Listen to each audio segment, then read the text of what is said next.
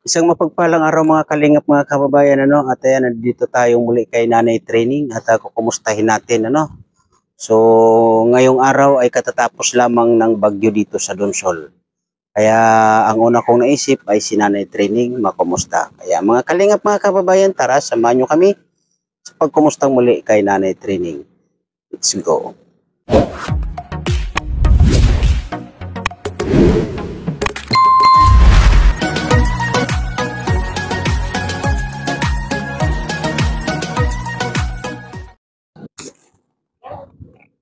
Yun yung naging sitwasyon sa bahay nila Nanay Training na. Ayan o, kung makikita ninyo mga kalingap, mga kaibigan, may nawarak. Yun. Ayan o.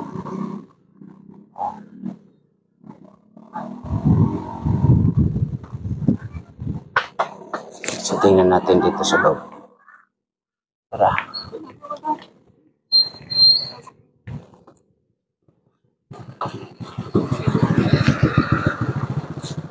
Si Nanay Training naglalaba o. Yun.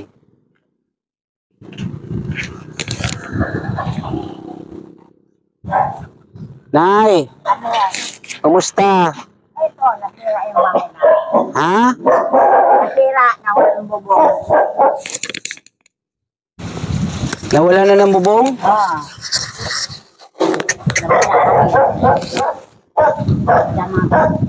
Hindi kami nakakain. Di nakasaing. Bakit? Kain. Basa lahat? Asan yung mag-ina? Nandyan. Ito. Ay, oo nga, ano?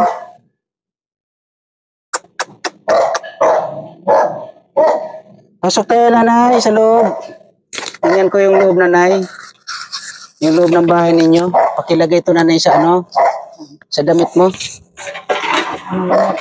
Yung mic. Tinimbakan niya ng tubig. Hello, Tiglinda, kumusta? Wala nang bubong bahay nyo? Ako, mga kalingap, mga kaibigan. Wala nang bubong. Nanay Training, pakilagay po itong mic. Yan po sa damit. Yan. Yan. Sabadong gabi na. Hindi, huwag mo nang ilagay yan dyan. Pintuhan tayo. Kamusta ikaw na, Ate Glinda? Kumusta? Okay lang? Tingnan natin dito, mga kalingap, mga kaibigan, ang sitwasyon nila Nanay Training muli. Puro basa kami. Oh. At pagkain namin mangga. Ayan, marami. Nako, Baka oo gusto nga. niyang mangga. Lang hilaw. Nawarak nga ang bubong nila, oh.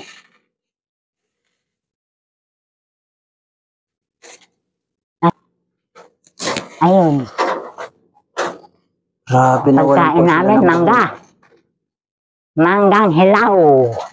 Grabe Baka ang gusto sitwasyon niyo. nila ngayon. Mga kalingap, Manggang mga hilaw. kaibigan.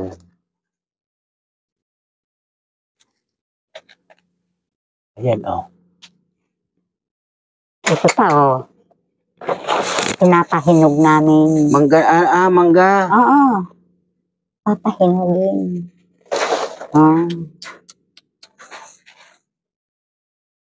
Pinapahinog. Yung malalaki itong manangga, oh.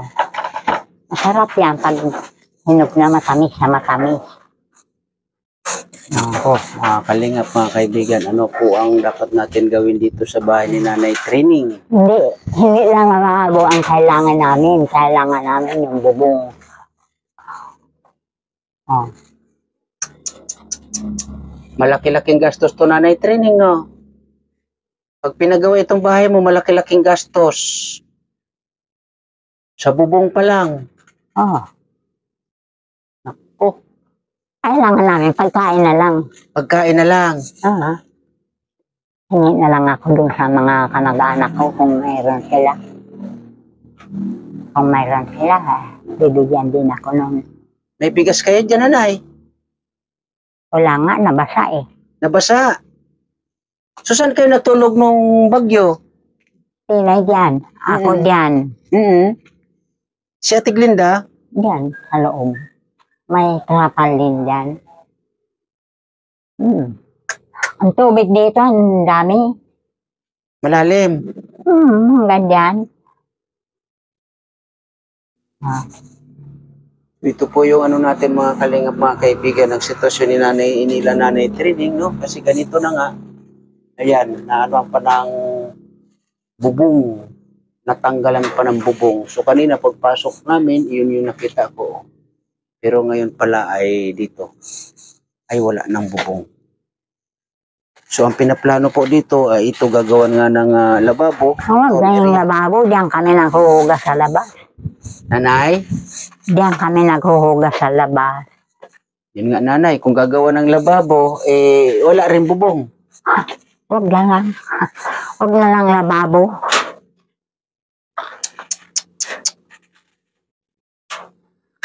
Ito yung sitwasyon ngayon nila. Nanay Training, mga kalingap, mga kaibigan. Ano po ang gagawin natin dito sa sitwasyon na ganito ng isa sa beneficiary natin dito sa Donsol na talagang as in kaawa-awa ang sitwasyon. Ang bahay po nila ang number 1 na wala na. Ayan o, palubog na rin yung isa o. Yung pagkain namin, mangga, ayan pa oh. Puro mangga na lang pagkain ninyo, nanay. Pagkain tapos sa pagbibili. Para makabili ng bigas. Sakali.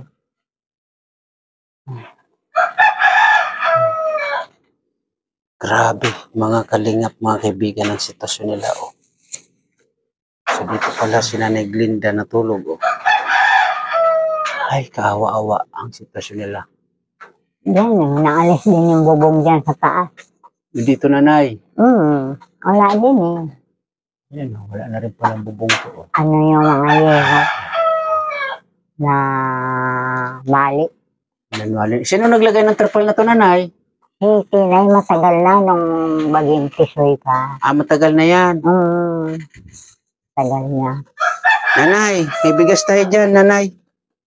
Ayun o, may bigas.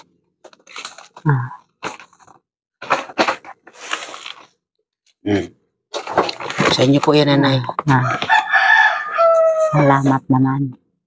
Yan po, nanay, galing kay Ma'am Bertos Woman. Ay, salamat ng marami po, Ma'am Bertos Woman. At yan nga po ay nakapagbigay na naman tayo ng bigas dito kay Nanay Training, ano? So, sabi ko nga po, mga kalingap, mga kaibigan, sa lahat ng mga vlogs dito sa Donsol, ano? Nasabi ko nga, si Nanay Training, hindi naman natin totally scout ito, pero dahil tayo ay nandito, atin na po itong kinukumusta lagi dahil na rin po sa inyo. Lalong-lalo na po, Ma'am Jane Storiban. No, ito nga po, pasyalan po natin muli si Nanay Training at Ate Glinda. You know. Si Tina po, Nanay Training, nasaan? Sana umiigib. Umiigib ng tubig. Sa mga anak mo, nanay, wala pa talagang nangungumusta man lamang sa iyo. Ano? Wala din sila eh. Wala ding kakayahan. Kung meron, pumupunta na yun dito eh.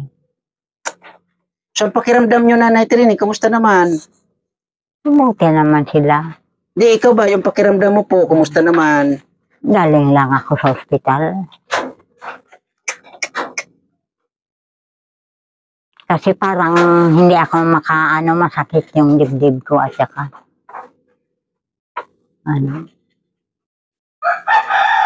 iisip kung paano kami. Hindi din ako makatulog. Nako. Nai-stress si Nanay Training, mga kalingap, mga kababayan, sa sitwasyon nila. No, sana nga po ay maraming makapansin ito kay Nanay Training, ano? Na may paayos natin yung kanilang bahay.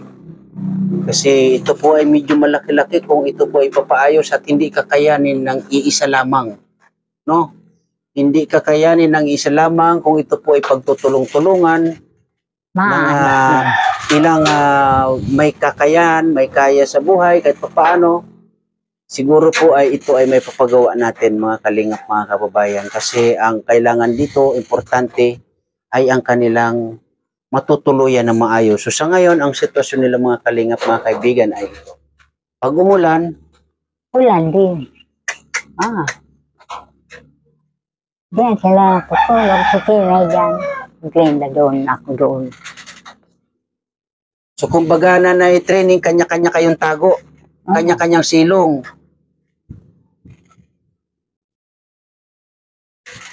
So ako po mga kalingap nananawagan, no? Ma'am Bertos Human, Ate Irene Dibi, Ate Dirolan, Ma'am Irma Galo Mix Vlog, sa lahat po ng mga kapanood dito sa sitwasyon nila na training, no? Ako po ay nananawagan sa inyong lahat. Sa mga viewers po natin dyan, ano, sa mga nakakapanood na matagal nang nakaantabay dito sa kwento nila Nanay Training, Ate Glinda at Christina, no? Na sila lang pong tatlo ang nakatira dito sa bahay na to. So ito po, no, ang sitwasyon nila sa ngayon. Wala nga akong ibabayad pagpakuha ng mga yerong yan. Baka mabagsakan kami. Alihin yan at saka ano. So yun po, no, mga kalingap, mga kababayan, gusto ni Nanay Training na maalis itong mga yero na to, no, kasi natatakot sila na mabagsakan isa man sa kanila. So kung ako naman po ang gagawa or gagalaw dito, kailangan ko rin po ng budget, ano. So yung nanggaling po kay Ma'am Bertos Woman ay akin na pong pinamili ng bigas. Ito po ay para sa mga beneficiaries at atin pong may ikutan dito sa Donsol, ano. Ay, mga kalingap, mga kaibigan, ito yung ating malaking suliranin sa ngayon dito. Kaya muli, sana po may makapanood sa sitwasyon nila Nanay Training. Si Nanay Training po ilan taon na uli, Nanay? January 15, 84 na ako. 84 years old na si Nanay Training. So sa mga kamag-anakan po ni Nanay Training, no, mga kalingap, mga kababayan, sana po may share po natin ang video nila Nanay Training, no? May share po natin para mapanood ng mga kamag-anakan, lalong-lalo na ng mga anak ni Nanay Training, no? Na makita ang sitwasyon nila dito sa Donsol. Ito po ay Barangay Tres Maria. Tama po, Nanay Training? Barangay Tres Maria, Donsol, Sorsogon. Ano? Sana po ay marami pong makapanood sa kwento ng mag-ina at maglolang Nanay Training, Ate Glinda at Christina. So Yung papaya, naalihan lang ng ano, yung bunga ng kalikit pa rin. May hinog pa nga yung isa. sa inyo rin po ito, Nanay Training? Naku, wala na rin ano. Wala ng dahon, pero may bunga, marami. Oo nga, pero maraming bunga talaga, no? May hinog pa nga. Yun lang. Marami kaming prutas. Matibay si papaya, no? So, ito po mga kalingap, mga kababayan, ang sitwasyon nila. So, ulitin ko, ito ay malaki-laki pong gastusin kung ito po ay ipakukumpuni natin. So, parang baliwala lang po yung ating mga naipagawa din dito, flooring dito, yan, no? At yung flooring dun sa baba na kanilang pagdadaan-daanan. Na sa ngayon nga ay kabahayan na ang naging suliranin nila. So, narinig nyo naman po sa sinabi ni Nanay Training na sumasakit na ang kanyang dibdib, kanyang ulo dahil sa kaiisip kung papaano nila malalampasan ang ganitong kahirapan nila. Si Nanay Glinda, oh. Ate Glinda, kumusta ikaw? Kumain na kayo? Okay. Gusto mo mapagawa yung bahay ninyo?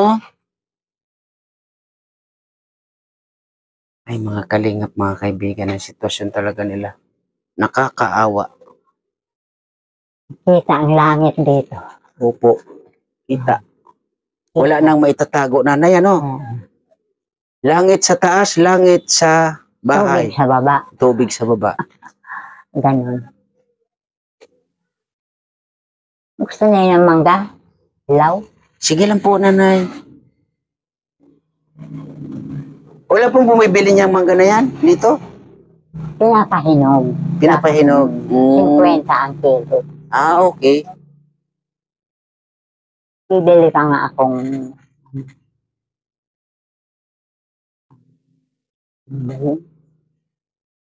Asukal. hindi, yung pampahinog yan. Yung anong tawag nung kalburo. Yung para madali maghinog. Ano na yan eh, matigas naman. Panahon ng kukunin, kaya lang, hindi pa kinuha nung pinapakuha ko dahil nakita ko sa may kuryente sa puno. Kaya ayan, nalaglag na lang ng bagyo. Maraming bulok pa. Oo, nga ang dami, no? Maraming bulok na pisa. Tapos na lang ito. Yun na lang papahinugin ko. Ang tagal pa naman ng bagyo umalis na training, ano?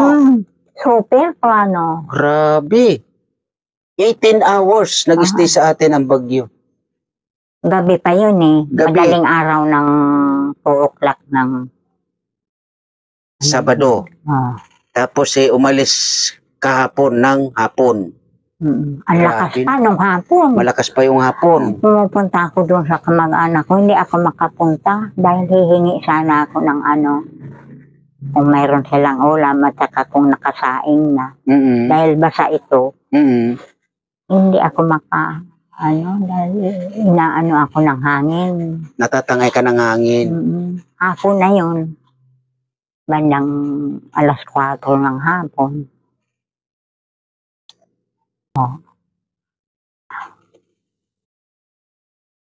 Kung sino man po ang nakakakita sa amin, tulungan po ninyo ako. Kami. Dahil na kami. Pag minsan sa pagkain lang, kulang pa. Wala na kaming bahay. Wala ibang meron sa amin, manggang hilaw. Yun lang. Wala naman akong anak buhay. So muli po mga kalingap, mga kababayan, ayan si Nanay Training na po ay nananawagan sa kanilang sitwasyon po, no? Sana po tulungan niyo kami.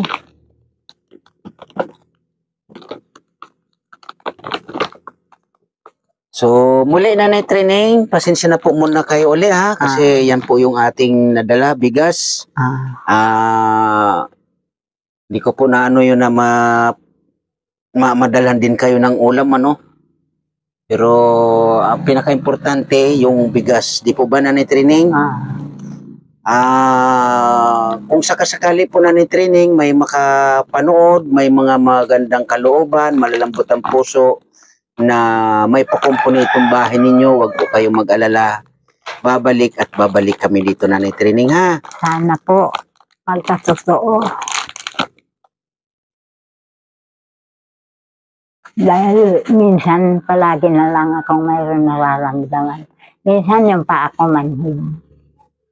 Inihilot ko nga ng picassent oil.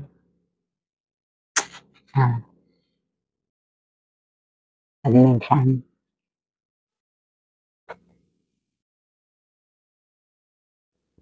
Ay nako mga kalingap, mga kababayan, nakakaawa ang sitwasyon ng mag-iina at maglulula na to, no?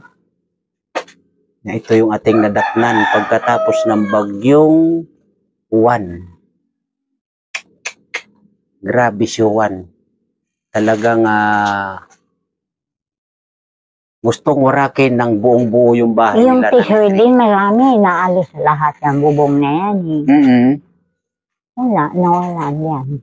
So, ibig sabihin na Training, nung tisoy, natanggal lahat yung bubong na ito at naipagawa, may mga dumaang bagyo, Pero hindi naman siya na ano, yung Itong sunod na bagyong ito, ito na naman na bagyo ang uwan na to ang talagang malakas din.